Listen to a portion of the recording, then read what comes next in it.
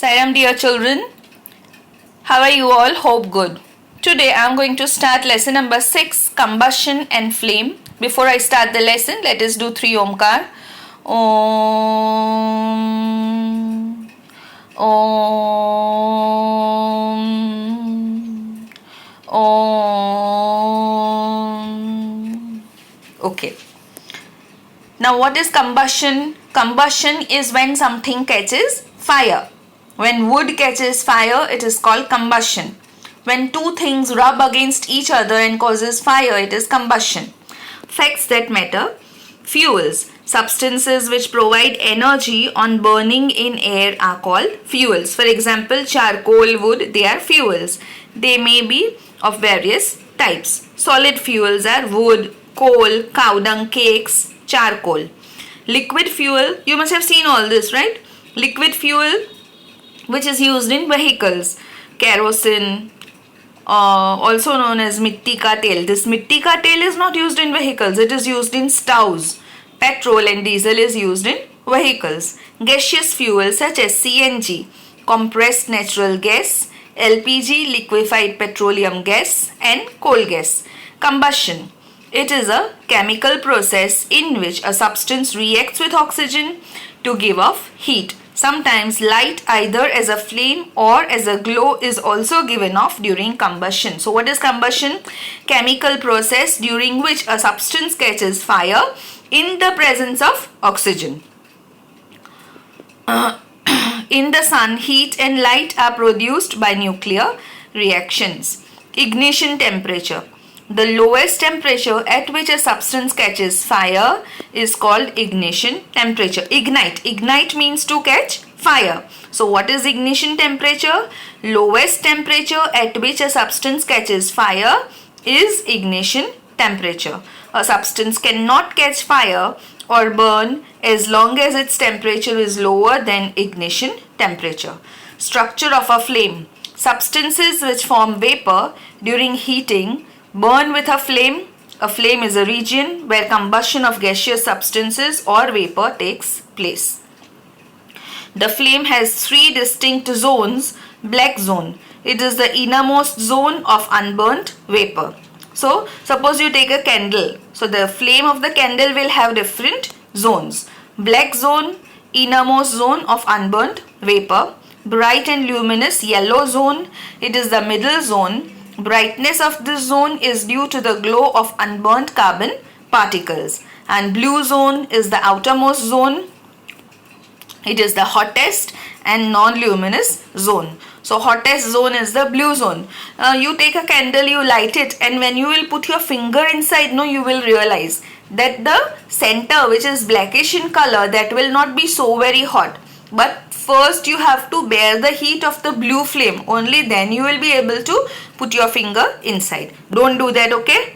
Factors which help combustion. Combustible substance, oxygen. Surface area of combustible substance, that is larger the area. Suppose forest.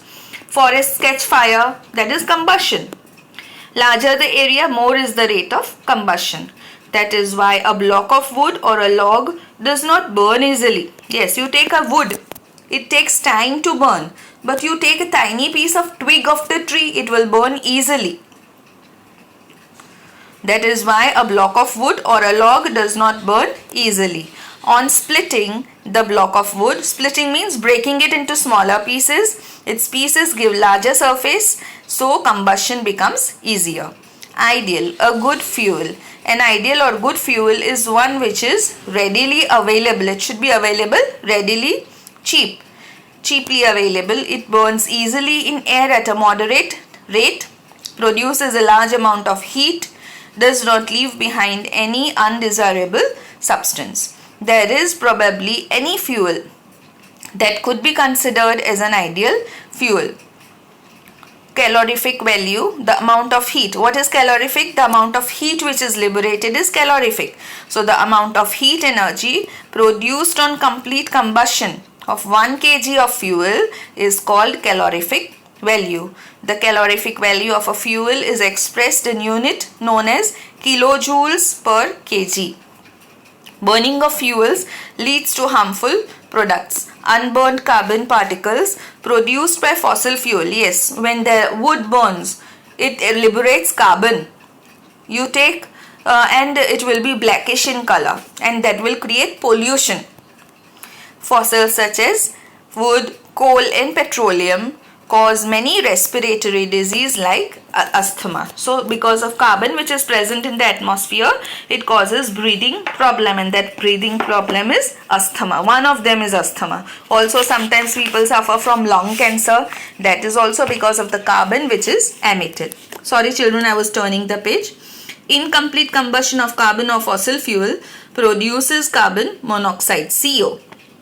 Incomplete combustion means which does not burn well, which is a very poisonous gas. It can kill persons sleeping in the room containing carbon monoxide. Carbon dioxide produced by burning of fuels cause global warming. So global warming, more heat, that is the rise in temperature of the atmosphere. It leads to melting of polar ice. So what is global warming? Global warming occurs when carbon dioxide increases in the atmosphere.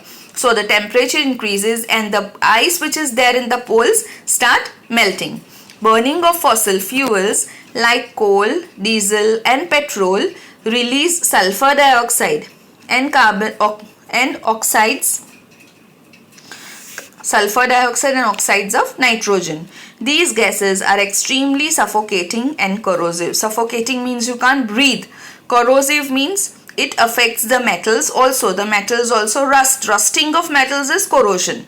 Oxides of sulfur and nitrogen dissolve in rainwater, forms acids.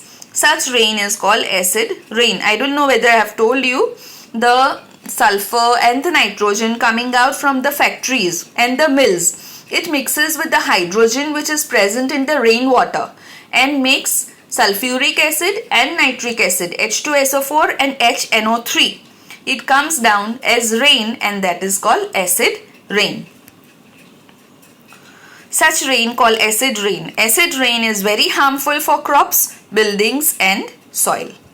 Sairam, I'll be sending some more videos children. See all the videos nicely and complete the homework. Okay? Have a nice day.